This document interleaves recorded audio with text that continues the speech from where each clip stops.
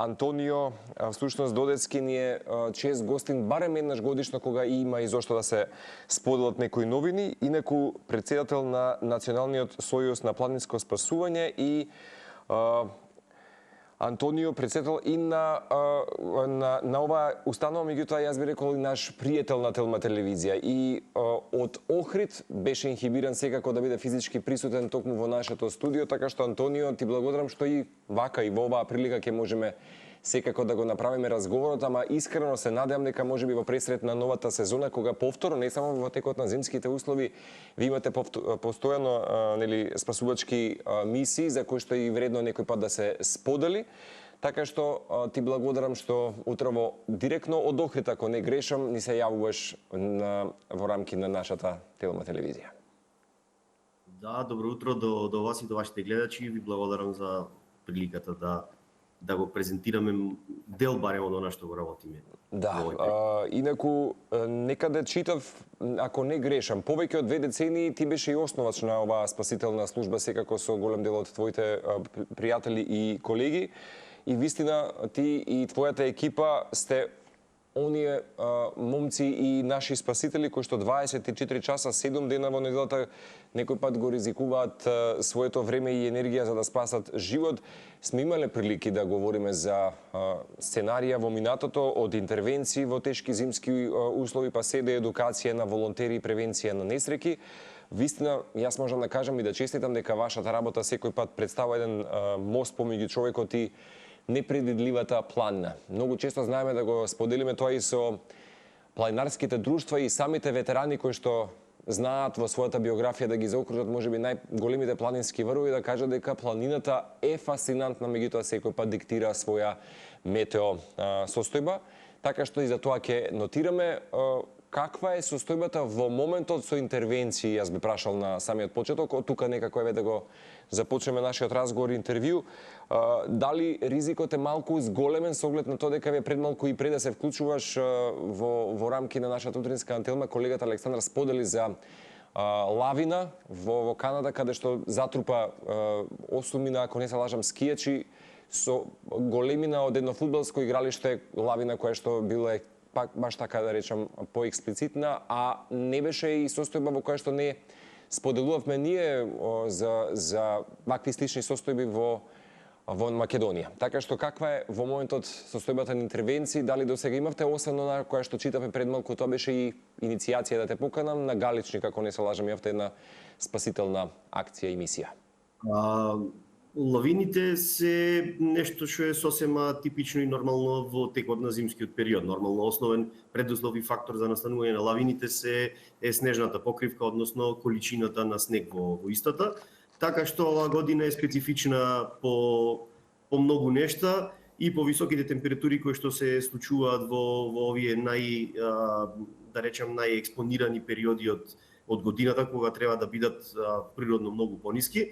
Но меѓутоа и по количината на снег кој наврна во планините.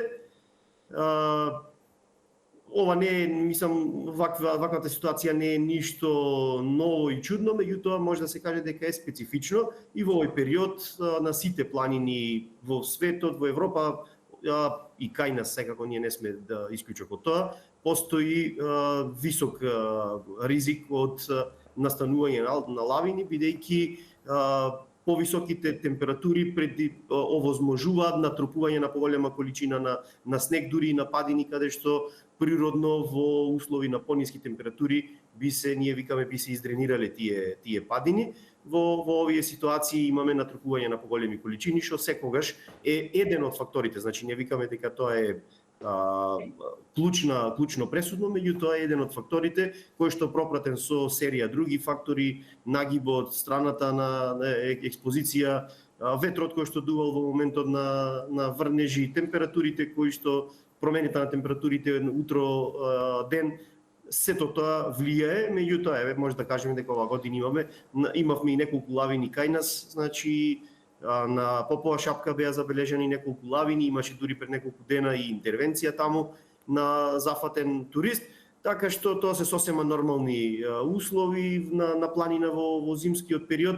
Едноставно е она што апелираме, постојано луѓето особено оние кои се занимаваат со спортови во необработени предели, односно најчесто тука загрозени се фрирајд скијачите, да посветат многу сериозно внимание пред се на едукацијата, а понатаму и на опремата која што ја користат, бидејќи опремата во овие современи услови на живот е пресудна, доколку ја поседуваат, можат многу брзо да бидат детектирани и излечени од подснежната покривка. Така што едноставно планината во секој период од годината си има своји правила, си има своји протоколи за почитување. Така, кои што мора да бидат пред се, мора да можат точно јасно да се прочитаат, а понатаму и да се почитуваат во целост. Антонио, кога проценувате ти и тимот што е најкритичниот фактор, временски услови, пристап, човечка грешка и кој официјално некој пат во таков судбоносен момент треба да каже конечна одлука, одиме или ризикот е преголем? Да, многу фактори влијаат, многу во ова прашање еден од пресудните фактори е искуството со кое што го располагаат оние кои што менаџираат со спасителни операции. Значи, во суштина се одбира секогаш најбезбедниот начин на пристап и треба, значи, секако треба да се има предвид операцијата да биде ефикасна. Кога зборуваме за ефикасна, не мислиме секогаш на брза, бидејќи во нашата дејност брзината и ефикасноста се две работи кои различно. Така што некогаш некои операции можеби треба побавно да се изведуваат, меѓутоа да бидат поефикасни во смисла да се укаже соодветна помош на страданите. Ние сме сведоци во наша држава, за жал, немајќи еден унифициран систем кој што би се базирал на меѓународните стандарди, многу често интервенираат останати служби кои што за жал не располагаат ниту со соодветна опрема, ниту тренинг за да изведуваат одредени операции. И во тие случаи секогаш сме сведоци, можеби некогаш на побрза интервенција, меѓутоа третманот на повредените не е во согласност со меѓународните стандарди и препораки кои што за ова ги дефинира Меѓународната комисија за алпско спасување.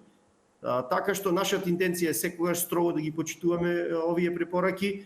Тоа се препораки пред се за безбедноста на нашите тимови, меѓутоа и за ефикасноста на операциите, односно за квалитетот на укажаната помош. Така, и покрај тоа што сепак сте спасителна служба која што е на располагање 24 часа, ќе потсетам 7 дена во неделата и го ризикувате, нели, и својот живот, енергија за да спасите нечи друг. И вистина, колку и да природата, планината изненадува со својата убавина, своја опасност секој пат носи, која што демне, се крие, нели, некој пат вашата храброст и посветеност на оние кои што можеби сте најподготвени да реагирате кога животот е во опасност. Сте имале ситуација, можеби ти или твој колега пријател, кога за жал некој пат и вие како спасувачи имате право легитимно да кажете ова е премногу опасно? За да се тргне на спасителна мисија. Да, апсолутно дека постојат такви моменти, некогаш се случувало да се прекинат акции во текот на ноќта, особено оние акции кои траат долго, значи акции за пребарување на терен. Едноставно проценуваме дека е поефикасно да ги прекинеме акциите, да ги повлечеме тимовите од терен, да одморат и со следниот ден, значи со следната дневна светлина да го продолжиме пребарувањето, бидејќи во тој случај можеме да го завршиме порано. Доколку продолжиме во текот на ноќта, нема да имаме ефект, следниот ден нашата ефикасност ќе биде значително намалена и сега ова го кажувам само како еден пример. Секако дека има такви случаи, меѓутоа не се откажуваме никогаш. Иако процениме дека постои сериозен ризик по безбедноста на спасувачките тимови, седнуваме, правиме нова анализа и нормално нова тактика и стратегија за пристап кон дадената ситуација. Да. Антонио, работа да најдеме начин да им помогнеме на луѓето. Да се помогне. Кој е можеби најкритичниот момент во самата акција? Како изгледа, да речеме, првите 30 минути од она некоја реална ваша спасувачка операција и вистина кој е најкритичниот можеби момент во целата мисија? Пристапот, стабилизација или пак можеби самата евакуација? Јас ќе зборувам сега за нашиот тим од Охрид, бидејќи за жал ние сме единствен во моментов тим кој што дава 24 часовна услуга, односно делува како сите останати служби, како итната медицинска помош, со тоа што треба да имаме во предвид секогаш и оние кои повикуваат помош треба да знаат, бидејќи станува збор за волонтерска организација, волонтерска служба. Ние немаме постојано дежурни луѓе во нашиот оперативен центар. Од моментот на добивање на повик, обично првите 15 минути се период на мобилизација на првиот тим, станува збор за 4 до 5 луѓе, кои што се подготвени секогаш со едно возило да интервенираат во прв момент. Понатаму следува мобилизација на втор тим, секогаш тоа ни е согласно нашите протоколи задолжителна активност. Вториот тим секогаш е во оперативниот центар и во постојана комуникација со првиот тим. Некогаш има потреба да достави дополнителна опрема, некогаш првиот тим може да има потреба од помош, така што ова се на некој начин тие први 30 минути. После овие 15 минути, значи тимот е мобилизиран, луѓето на себе имаат неопходната лична опрема за спасување и во следните 10 минути се прави брз план за интервенцијата, зависно во кој регион е. Обично имаме некое непишано правило доколку има потреба од повеќе од 2,5 до 3 часа да се пристигне до местото на несреќата, ние веднаш бараме од Центарот за управување со кризи да се активира воздухоплов, бидејќи над тоа време е нелогично за спроведување на ефикасна операција. Секако доколку има услови за лет, доколку има и расположливи воздухоплови, првата работа е тоа. Доколку нема, тогаш пристапуваме на спасителна операција која некогаш може да трае и по 8, 10 часови, а некогаш и со денови. Дали сте имале технички изгледало на првиот момент на добивање од после повикот? Дали сте имале технички дефект во најкритични моменти некој пат кој што ги помните во историјата на вакви спасувачки мисии?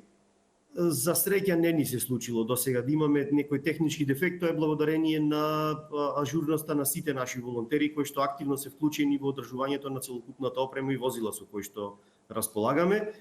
Не дозволуваме да имаме ниту најмал дефект кој што би можел да при некоја интервенција да не остави на некој начин во заглавена ситуација, но секако може да се случат и такви ситуации, затоа викам дека имаме втор тим кој што е секогаш подготвен да интервенира навремено во помош на првиот. Да, оно што како што е споменав за оние кои што сега не се вклучуваат на Телма телевизија, ми иницираше секако да го имам ова гостување со тебе, односно разговорот, затоа и те поканив всушност дека имавте на почетокот на годинава една прилично интересна мисија, спасителна, добра, заврши секако со добар епилог, чинам дека нели на Галичица.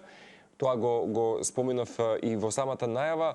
Некој пат се прашувам дали вие како тим спасувачите развивате еден специфичен начин на размислување, различен кој што некој пат нели од нам кои што ги обсервираат само од оваа страна работите. Дали адреналинот некој пат создава зависност? Да бидам искрен, и како човек кој што интензивно се занимавал со алпинизам пред не така долг период, значи во целата оваа кариера адреналинот е некако популарно кажано, односно е символ за спортовите кои што во наводници ги викаме екстремни спортови. Меѓутоа, јас од моје лично искуство верувам дека и голем дел од колегите ќе се согласат, никогаш не ни е предизвик некаква зависност или да предизвикаме некое зголемено ниво на адреналин. Едноставно, ние ги правиме овие работи за да максимално ја живееме слободата која нашето тело и ум ни ја овозможуваат, уживајќи во природната околина. Така што не би рекол дека станува збор за некаква зависност или потреба од тој адреналин, а дека размислуваме различно, мислам дека е неминовно да се размислува различно, тоа е и начин на кој што ние ги едуцираме и ги тренираме спасувачите, бидејќи кога настапуваме во некаква спасителна операција, ние мора да ги предвидиме и оние фактори кои што обичните луѓе не ги воопшто не ги ни предвидуваат, не ги ни замислуваат за жал најчесто кај нас се случува и луѓето кои што се активни во природа да не ги предвидат некои елементарни состојби кои што треба да ги предвидат за да бидат безбедни, меѓутоа ние мора да ги земеме во предвид и да бидеме секогаш чекор пред можно несакана ситуација за нашиот тим кој што делува на терен. Така што се обидуваме тука да бидеме максимално дисциплинирани и да немаме ситуации кои што би ја оневозможиле акцијата или не дај Боже да се повреди некој од нашите спасувачи. Да, споделувате често за вашите мисии, ве само ќе ги потсетам нашите гледачи дека имавте прилика на 16 јануари баш да кажете за една евакуација на принудно слетан параглидарист токму на Галичица. Ова беше и чинам дека првата ваша интервенција како спасителна служба. Всушност, кој што полетал од превојот Бабан на планината Галичица поради неповолни воздушни струења. И не било можност да продолжи нели кон оние можеби вообичаени слетишта кои што ги има самата охридска страна. Сега како резултат на тоа тој принудно, но безбедно нели имал прилика да слета на суво поле.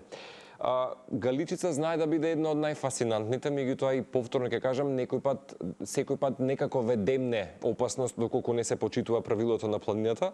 Има ли конкретни можеби некои планински региони Антонио во Македонија кои што вистина се најризични и зошто за оние кои што можеби сакаат некој пат рекреативно да заминат и во овие земски услови и бидејќи тоа некако го ставив како тема дека мобилен телефон, правилна опрема и предпазливост е клучот барем нели за безбедни зимски авантури, бидејќи важно е моментот нели што велиш ти секој пат да ги имаме овие нели паметни гаджети се со цел да се може да се направи конекција доколку се повика вашиот телефонски број за SOS. Да, јас не би издвојувал опасни места, бидејќи планините се еден можеби од најубавиот дел од пејзажот со кој што располага планетата, барем за нас кои што години се занимаваме со планинарство и алпинизам. Не би можел да кажам дека постојат опасни места. Единствено опасно на планината е присуството на несоодветно едуцирани и опремени луѓе. Доколку нема луѓе на планината, таа не е опасна, таа си еден совршен механизам кој што функционира по строго дефинирани правила и таму ништо не е изненадувачко, се до моментот кога ќе таму дојдат луѓе кои што се несоодветно едуцирани и опремени. Тоа го кажуваме и апелираме секогаш дека многу внимание треба да се посветува на соодветната едукација. Инаку прашањето малку ако го видиме од друга страна, значи да постојат региони кои што на пример нашиот Охридскиот регион има најголем број интервенции во текот на годината, не затоа што ние постоиме, туку обратно ние постоиме токму затоа што бројот на несреќи е толку голем и тоа не е затоа што Галичица е опасно место кое што демне со опасности, туку самата природа на регионот, присуството на Охрид, Охридското езеро како еден културен и природен туристички центар привлекува голем број на посетители кои што се занимаваат со различен спектар на активности. Тука имаме планински велосипедизам, планинарење, алпинизам, параглайдингот е многу присутен и токму поради тоа што има големо обрт на луѓе, се случуваат и најголем број несреќи, така што повторно ќе кажам, во зима најклучните фактори кои што влијаат на безбедноста се ниските температури, краткиот ден и присуството на снежна покривка. Да. Овие три фактори се клучни. Не можеме ние на пример на Галичица и годинава, тоа веќе престанавме да ги објавуваме тие состојби. Патниот превој на Галичица е затворен за сообраќај токму поради големи наноси на снег и неможноста на државните институции да го одржуваат овој пат. И тој има времен режим на сообраќај од 15 ноември до 1 април. Едноставно, луѓето упорно со обични возила, значи, се обидуваат да поминат наноси од по метро и пол, 2 со снег, иако во пониските предели гледаат дека снежната покривка се зголемува и се зголемува, тие упорно возат до еден момент кога веќе возилото не може ќе заглави. Тоа е еден прост пример како луѓето несовесно, значи без да ги почитуваат и сообраќајните правила, без да ги почитуваат и основните правила за движење во планина, се ставаат во ризик. Бидејќи многу кратко потоа се настапува ноќ, а ноќта носи драстично пониски температури, едноставно луѓето се да не зборувам дека и оние кои што се упорни и мислат дека се подготвени, не носат ниту една лопата за снег, која што е задолжително во зимскиот период, барем да можат малку сами да си помогнат. Така што речи си неколку пати во неделата имаме вакви интервенции на Галичица, каде што и покрај сите апели, и покрај сите наши објави дека ќе помагаме само на луѓето, односно ќе правиме евакуација на луѓе, нема да им ги вадиме возилата, на крајот пак завршуваат со извлекување, со влечење, со откопување од снег.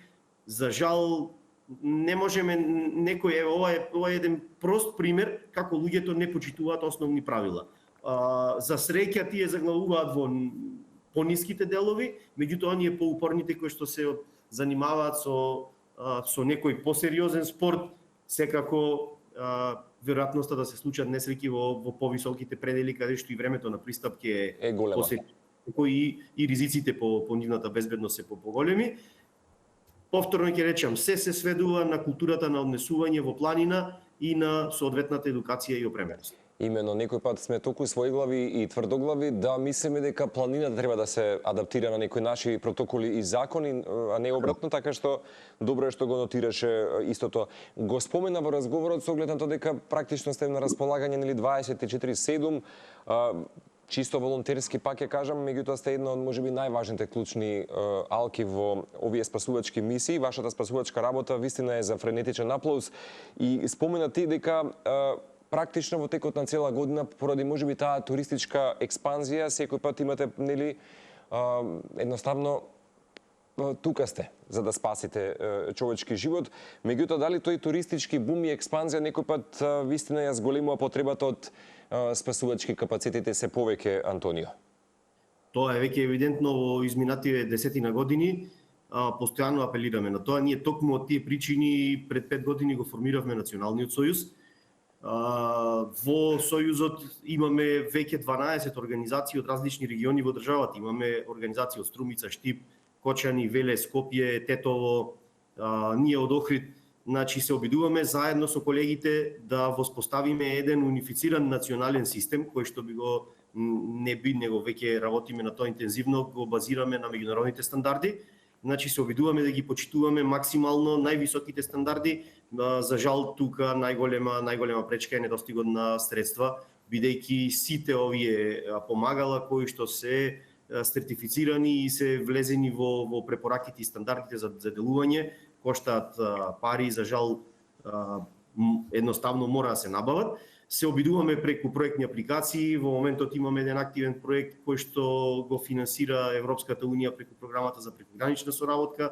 Се обидуваме сами, значи колку што со целиот наш капацитет со кој што располагаме да обезбедиме донаторски средства за да можеме полека да ги опремуваме тимовите и да воспоставиме еден национален стандард кој што ќе биде еднаков. Значи, што значи тоа? Тоа значи дека при интервенција било каде во државата, било кој од тимовите да интервенира, ќе интервенира на истиот начин, со истата опрема и истите вештини со кои што ќе располагаат нашите спасувачи. Во моментов работиме исто интензивно, имаме голема поддршка од словенечката служба за планинско спасување, каде што имаме и наидовме на вистина вредни пријатели. Во моментов работиме на превод на најновиот нивни учебник за техничко спасување, кој што во следниве 2 години ќе ни послужи како основна алатка за унифицирање и едукација на нашите спасувачки тимови, секако пропратено со дел опрема која што во рамки на проектите ќе ја набавиме, за да можеме да го унифицираме барем овој дел, техничкото спасување, да немаме во тој дел, бидејќи еден од најкомплексните делови, да немаме недостиг од знаење и вештини опрема. Вистина фасцинираат овие видеа во кои што повторно ќе кажам се даваат и ваши симулацијски вежби. Знам дека ги имате редовни и колку се важни можеби секако овие редовни симулацијски вежби и можеме да забележиме дека во моментот токму вашата спасителна платформа е во моментот со можеби една од најдобрите и поскапи опреми за спасување. Со кој би рекол најважен технички елемент кој што се користи и без кој не би тргнале на терен? Дали се користат денеска, претпоставам дека дронови, GPS системи, термални камери кои што помагаат можеби за да една спасителна мисија биде и уште поуспешна? Апсолутно дека современите технологии помагаат многу во ефикасноста, пак ќе речем, значи не на брзината, туку на ефикасноста на интервенциите, но она што е клучно е неколку чекори, значи треба да одиме поред за да можеме да имаме ефикасен систем. Што значи тоа поред? Значи дека на прво место ние безбедноста на нашите спасувачи. Што значи дека треба да имаме најквалитетна лична опрема со која што ќе гарантира безбедност на почнувајќи од униформата, облеката која носат чевлите, спасителен појас, кацига и сето она што треба да го имаат во ранецот. спасувачите за да бидат самите безбедни пред се. Понатаму одиме на вториот сегмент, второто скалило, тоа е опремата која што ни нуди комоција, би рекол, при укажувањето на прва помош и згрижувањето на повредените. Тоа е опрема од неколку задолжителни елементи без кои што не може безбедно да се изведува и мобилизација и транспорт на повредени на планински терен.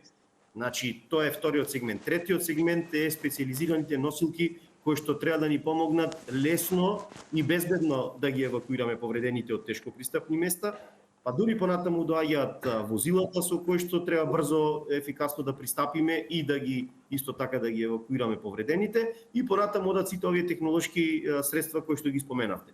Ние се обидуваме да бидеме максимално во тек со моменталните трендови во ова сфера, се обидуваме да ги почитуваме максимално светските стандарди и препораки, меѓутоа одиме чекор по чекор, онака како што ни овозможуваат условите. Значи не би сакале да прескокаме чекори, да немаме теренско возило за да го однесеме тимот на терен, а да набавуваме дронови кои што можеби би ги искористиле еднаш-два пати во ситуации на пребарување, а за сметка на тоа секојдневните интервенции и операции да ни бидат забавени или загрозени поради немањето на нешто од елементарната опрема. Така што посветени сме, не брзаме, работиме интензивно, чекор по чекор да ги опремуваме сите наши здруженија и да ги едуцираме волонтерите за да можат да укажуваат ефикасно помош согласно можностите. Секако доколку би имале поголеми финансиски можности, овој процес ќе биде многу забрзан,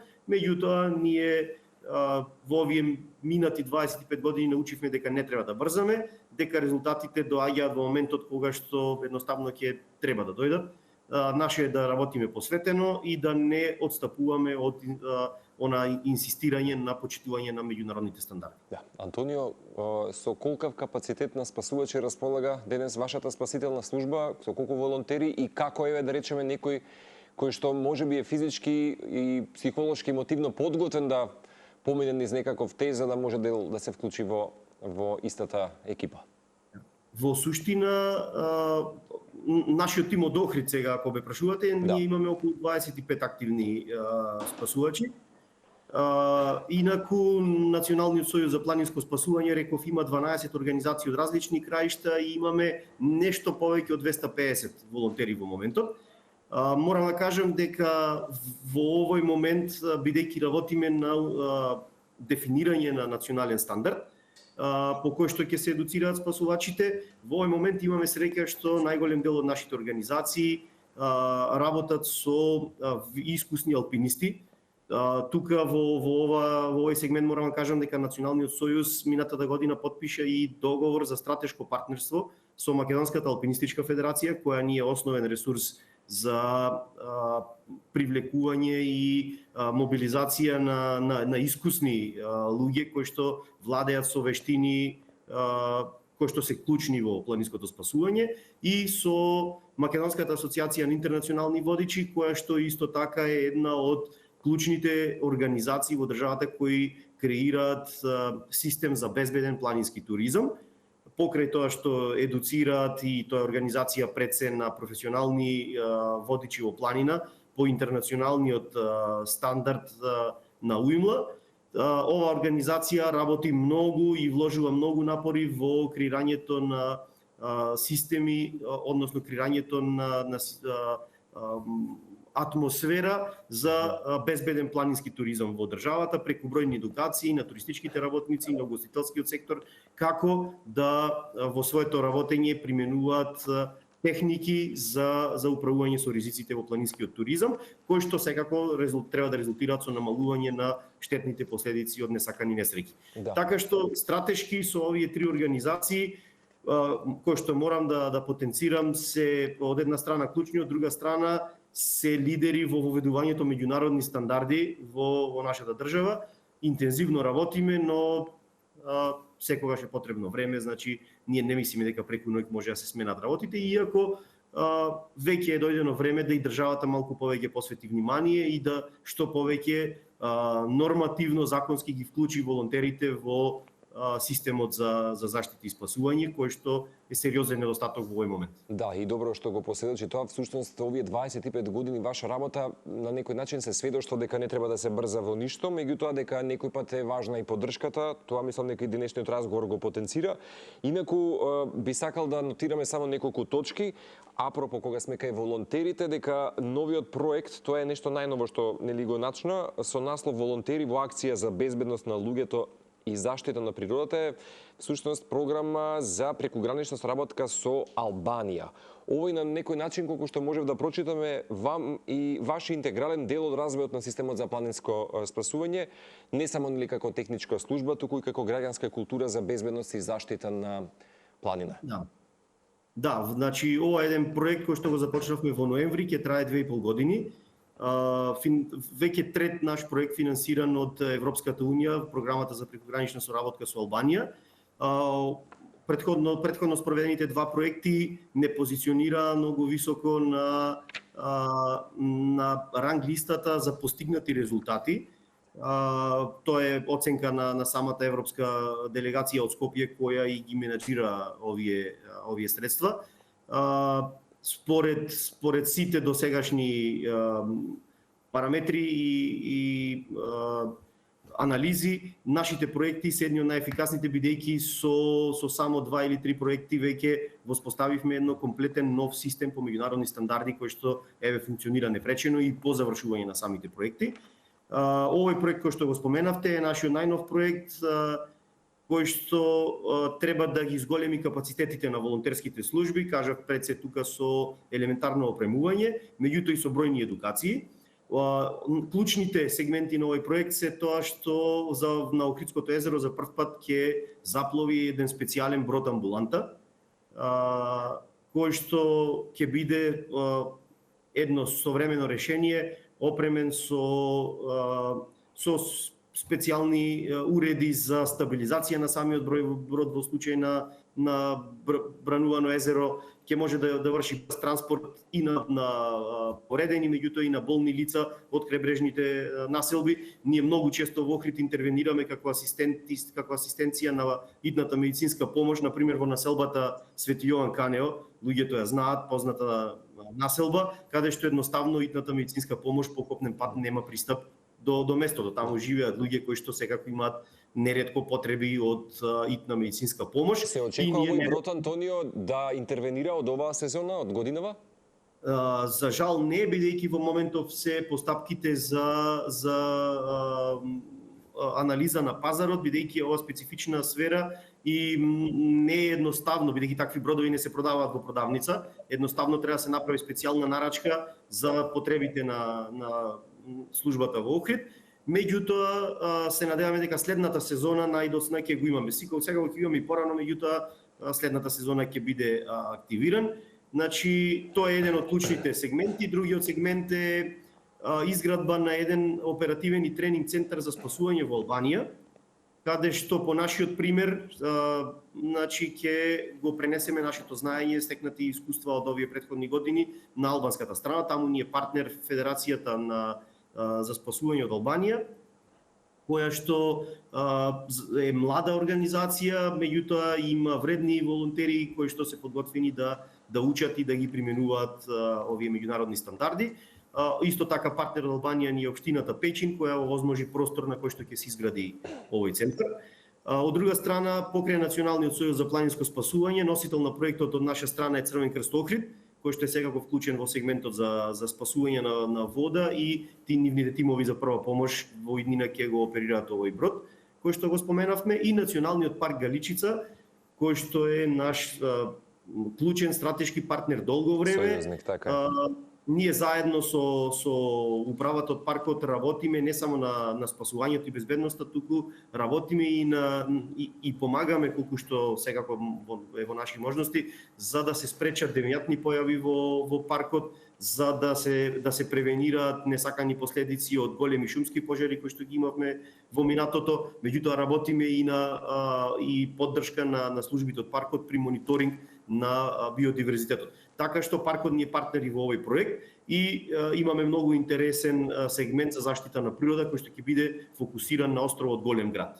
така што овој проект е реков трет од во низата проекти кои што ни овозможуваат постојано да се надградуваме и материјално-технички, меѓутоа и да посветиме сериозно внимание на едукација на нашите волонтери, така што се надеваме дека за брзо и ќе ги презентираме и првите резултати од овој проект. Да, сосема за крај, уште две клучни точки, тоа е, знам дека се од суштинско значење конференциите кои што ги имате годишна национална конференција за планинско спасување која што ќе се одржи на крајот од февруари на 28 и тоа на Попова шапка во организација токму на Националниот сојуз на планинско спасување каде што си и ти раководител, и би кажал дека имате уште една клучна регионална средба на службите за спасување на Балканот, тоа е Здравје Боже во Охрид во период во април од 16 до 19.